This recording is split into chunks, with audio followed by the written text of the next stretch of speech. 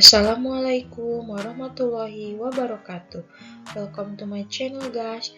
Kembali lagi di podcast Akuntansi Manajemen. Podcast ini dibuat untuk memenuhi tugas mata kuliah Akuntansi Manajemen dengan dosen Bapak Dr. Gustian Juanda, SEMM. Perkenalkan, nama saya Putri Yulita Maulida dari kelas MN21C Universitas Nusa Putra dengan NIM 2021008003.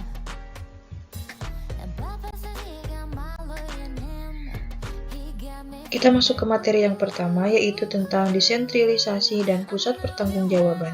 Desentralisasi. Pengambilan keputusan terdesentralisasi memperkenankan manajer yang jenjang lebih rendah untuk membuat dan mengimplementasikan keputusan-keputusan penting yang berkaitan wilayah pertanggungjawaban mereka. Alasan-alasan untuk melakukan desentralisasi. Yang pertama, mengumpulkan dan menggunakan informasi lokal. Yang kedua, memfokuskan manajemen pusat. Yang ketiga, melatih dan memotivasi para manajer. Dan yang keempat, meningkatkan daya saing. Yang kedua yaitu pusat pertanggungjawaban. Pusat pertanggungjawaban merupakan suatu segmen bisnis yang manajernya bertanggung jawab terhadap serangkaian kegiatan-kegiatan tertentu. Hasil-hasil dari setiap pertanggungjawaban biasa diukur berdasarkan informasi yang dibutuhkan manajer untuk mengoperasikan pusat pertanggungjawaban mereka. Berikut jenis-jenis pusat pertanggungjawaban. Yang pertama yaitu pusat biaya atau cost center, yang kedua pusat pendapatan atau revenue center, yang ketiga pusat laba atau profit center, dan yang keempat pusat investasi atau investment center. Materi yang kedua yaitu tentang pengukuran kinerja pusat investasi dengan menggunakan laporan laba rugi, variabel, dan absorpsi. Dua metode perhitungan laba yang telah dikembangkan yaitu berdasarkan perhitungan biaya variabel dan yang lainnya berdasarkan perhitungan biaya penuh atau absorpsi. Keduanya merupakan metode perhitungan biaya karena berkaitan dengan cara menentukan biaya produk. Perhitungan biaya variabel juga disebut dengan perhitungan biaya langsung, hanya membebankan biaya manufaktur variabel ke produk. Biaya-biaya yang meliputi bahan baku langsung, tenaga kerja langsung, dan overhead variabel. Perhitungan biaya absorpsi membebankan semua biaya manufaktur kepada produk, bahan baku langsung, tenaga kerja langsung, overhead variabel, dan overhead adalah biaya-biaya yang tetap sebagai biaya produk, bukan hanya periode, dan overhead tetap biaya yang dapat diinvestasikan.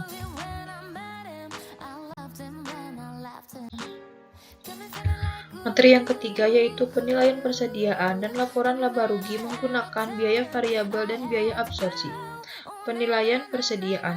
Persediaan dinilai atas biaya produk atau diproduksi.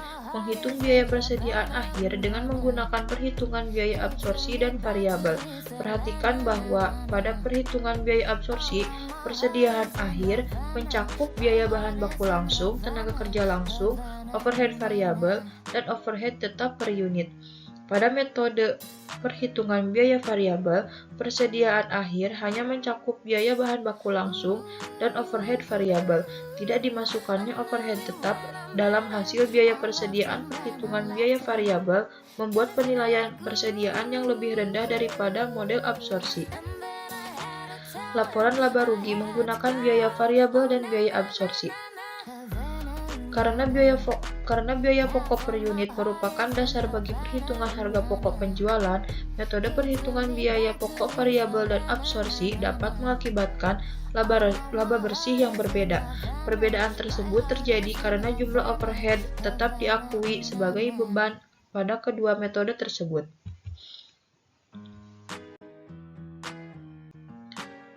Selanjutnya yaitu hubungan antara produksi, penjualan, dan laba.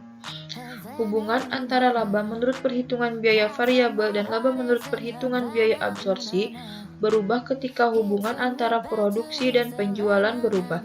Jika barang yang terjual lebih banyak dari yang diproduksi, maka laba menurut perhitungan biaya variabel akan lebih tinggi dari laba menurut perhitungan biaya absorpsi.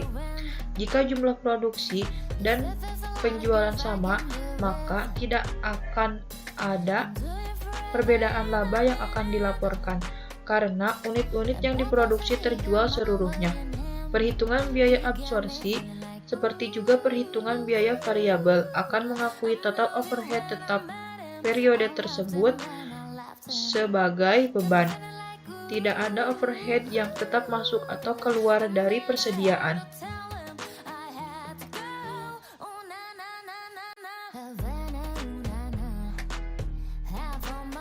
Selanjutnya yaitu perlakuan overhead tetap pada perhitungan biaya absorpsi.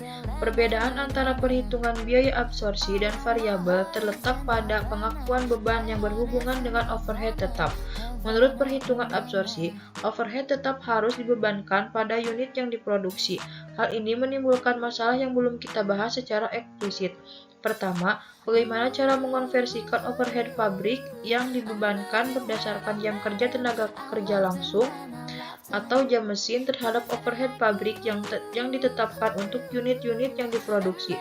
Kedua, apa yang dilakukan jika overhead pabrik yang aktual tidak sama dengan overhead pabrik yang dibebankan?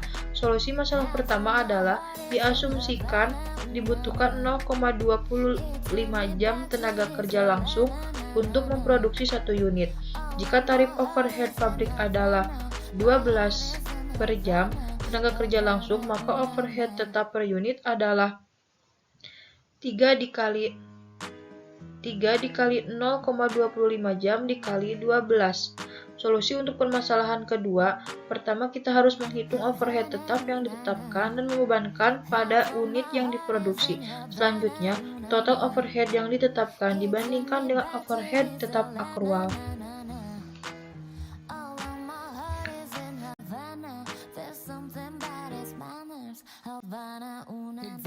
Selanjutnya yaitu laba rugi segmen dengan menggunakan perhitungan biaya variabel. Perhitungan biaya variabel berguna untuk menyiapkan laporan laba rugi segmen karena perhitungan ini menyediakan informasi penting mengenai beban variabel dan tetap.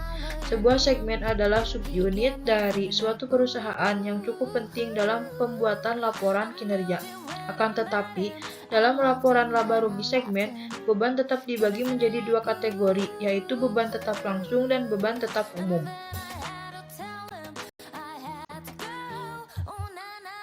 Selanjutnya yaitu pengukuran kinerja pusat investasi dengan menggunakan ROI atau Return on Investment. Kelebihan dari ROI yaitu yang pertama, ROI mendorong manajer untuk fokus pada hubungan antara penjualan, beban, dan investasi sebagaimana yang diharapkan dari seorang manajer pusat investasi. Yang kedua, ROI mendorong manajer untuk fokus pada efisiensi biaya. Yang ketiga, ROI mendorong manajer untuk fokus pada efisiensi aktiva operasi. Kelemahan ROI yang pertama yaitu ROI mengakibatkan fokus yang sempit pada profitabilitas divisi dengan mengorbankan profitabilitas keseluruhan perusahaan.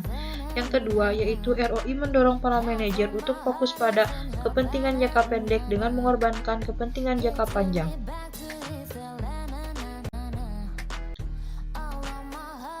Selanjutnya, yaitu mengukur kinerja pusat investasi dengan menggunakan laba residu dan nilai tambah ekonomi. Laba residu atau residual income adalah perbedaan antara laba operasi dan pengembalian dolar minimum yang diisyaratkan atas aktiva operasi perusahaan. Cara mencari laba residu yaitu laba operasi dikurangi tingkat pengembalian minimum dikali aktiva operasi rata-rata.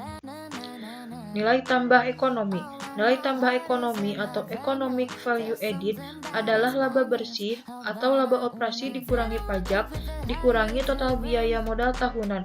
Pada dasarnya, EVA adalah laba residu dengan biaya modal sama dengan biaya modal aktual dari perusahaan atau sebagai ganti dari suatu tingkat pengembalian minimum yang diinginkan perusahaan karena alasan lainnya. Cara mencari EVA yaitu laba operasi setelah pajak dikurangi persentase biaya modal aktual dikali total modal yang dipakai. Selanjutnya yaitu penetapan harga transfer. Harga transfer adalah harga yang dibebankan untuk suatu komponen oleh divisi penjual divisi di perusahaan yang sama. Dampak penetapan harga transfer terhadap divisi dan perusahaan secara keseluruhan yaitu ketika satu divisi dari suatu perusahaan menjual pada divisi lain, kedua divisi tersebut dan perusahaan secara keseluruhan terkena pengaruhnya. Harga yang dikenakan untuk barang yang ditransfer memengaruhi biaya divisi pembeli dan pendapatan divisi penjual. Artinya, laba kedua divisi tersebut dipengaruhi oleh harga transfer. Meskipun harga transfer aktual tidak memengaruhi tingkat laba yang dihasilkan perusahaan multinasional melalui pajak, badan, dan persyaratan hukum lainnya yang ditetapkan negara tempat berbagai divisi beroperasi. Selanjutnya yaitu kebijakan penetapan harga transfer. Dalam penyusunan sebuah kebijakan penetapan harga transfer, kedua pandangan dari divisi penjual dan divisi pembeli harus dipertimbangkan.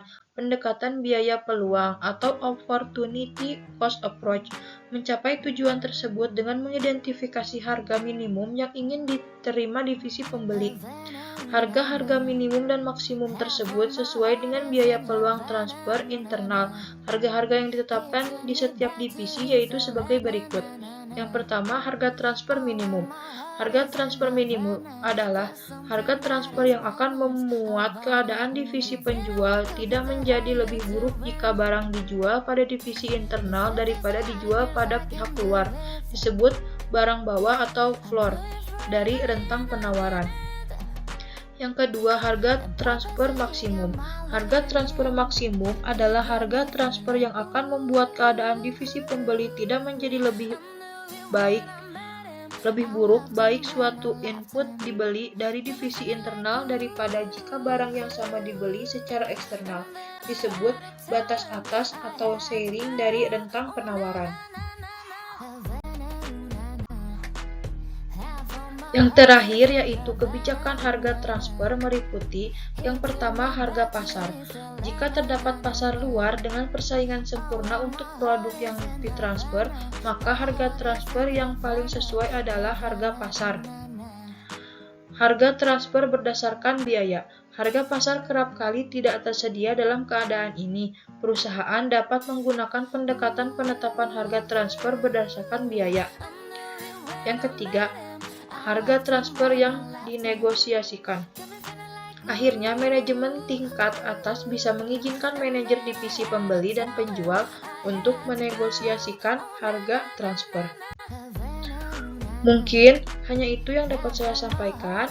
Terima kasih atas perhatiannya. Sampai bertemu di podcast selanjutnya. Wassalamualaikum warahmatullahi wabarakatuh.